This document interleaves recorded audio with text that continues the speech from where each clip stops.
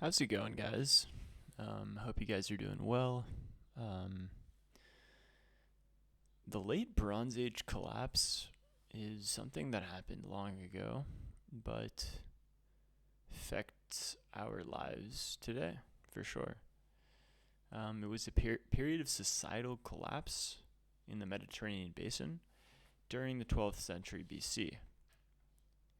It is thought to have affected much of the eastern Mediterranean and Near East, in particular Egypt, Anatolia, the Aegean, eastern Libya, and the Balkans. The collapse was sudden, violent, and culturally disruptive for many Bronze Age civilizations, creating a sharp material decline for the region's previously existing powers. The palace economy of Mycenaean Greece, which we checked out, which is also a good article, by the way. You don't always see these. I think that's a good sign that it's a good article. So the palace economy of Mycenaean Greece, you can also check out one of my previous episodes about it. The Aegean region and Anatolia, which housed the Hittite kingdom, or is it a kingdom? Series of city-states, if I'm not mistaken, that categorized the late Bronze Age, disintegrated, transforming into the small, isolated village cultures of the Greek Dark Ages. And this lasts from 1100 to 750 BC. 750 BC. I just got off listening to, I forget his first name, I think it's Mike Duncan. He was just on the Theo Von podcast. And Duncan, of course, is a historian of Rome. And he mentions, I think, 746 BC as the founding of Rome. So we can see that so it disintegrates at around that time. And that's about the time Rome is founded, if I'm not mistaken. So they were followed by a better known Archaic Age. Interesting.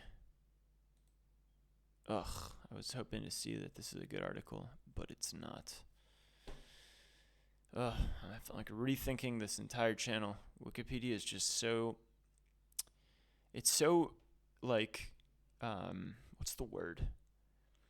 Available. So easily available and accessible, but the quality, it's just a good featured article is just hard to come by. They just barely exist. But we move on. So yeah, the Hittite Empire, also I have an episode about the Hittites, spanning Anatolia and the Levant, collapsed, while states such as the Middle Assyrian Empire in Mesopotamia and the New Kingdom of Egypt, which I also did an episode about. Also, I did an episode about the Assyrians. So yeah, I've kind of covered these. Covered by saying reading the first paragraph. Okay, folks, these aren't hour-long documentaries. These are just literally me trying to understand the most basic part of a Wikipedia article. But you can check them out if you like this stuff.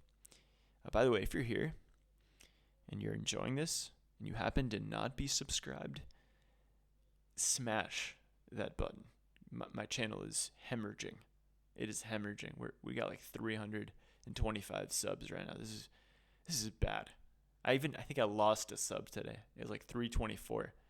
And you're doing bad when losing one hurts. It really hurts. So if you're liking this, please subscribe. That's all. Okay.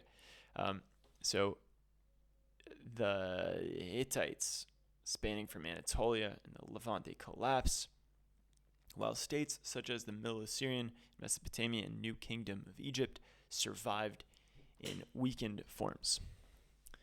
Other cultures, such as the Phoenicians, enjoyed autonomy.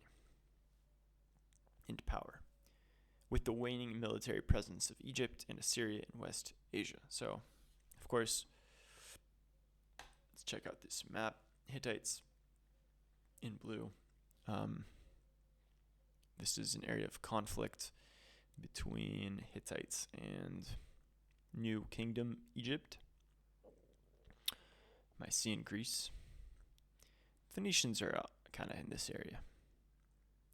And they get to enjoy the fact that these powers are weakening collectively. Red dots are destroyed cities. I don't even know who made this map and if it's credible, but this is what we have. Troy might be connected to this whole thing, maybe. I don't know. I'm seeing it's here. What are these arrows? Sea peoples, including the Luca and Sherdon, and all these names I'm going to forget in about 3 seconds. Peliset, I think, is actually a name that I know of. Peliset, the word Palestine, I think, is kind of connected to Peliset, Philistine, all that stuff.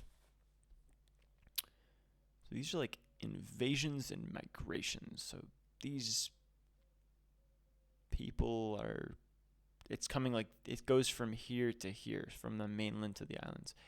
Anyways, let's read this last paragraph. So competing theories of the cause of the late Bronze Age collapse have been proposed since the 19th century, with most involving the violent destructions of cities and towns. These include climate change, volcanic eruptions, drought, disease, invasions by the sea peoples. Ooh, I've heard of them. Economic disruptions due to increased ironworking and changes in military technology and strategy that brought the decline of chariot warfare, of all things. So chariot warfare, of course, is when you're on a chariot. This awesome looking thing here. So following the collapse, gradual changes in metallurgic technology led to the subsequent Iron Age. Across Europe, Asia, and Africa during the first millennium BC.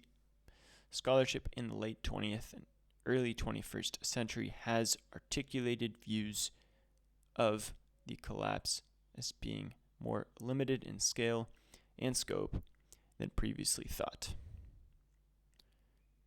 Cool. So that's this. And I mean, I would read more because there's evidence and there's all these cool, there's like a lot of writing on this page, but because it isn't featured, it's like, why would I not waste my time, but just, who knows? I'm going to leave it here. You guys can always check this page out. And let's see what's going on with the sea peoples.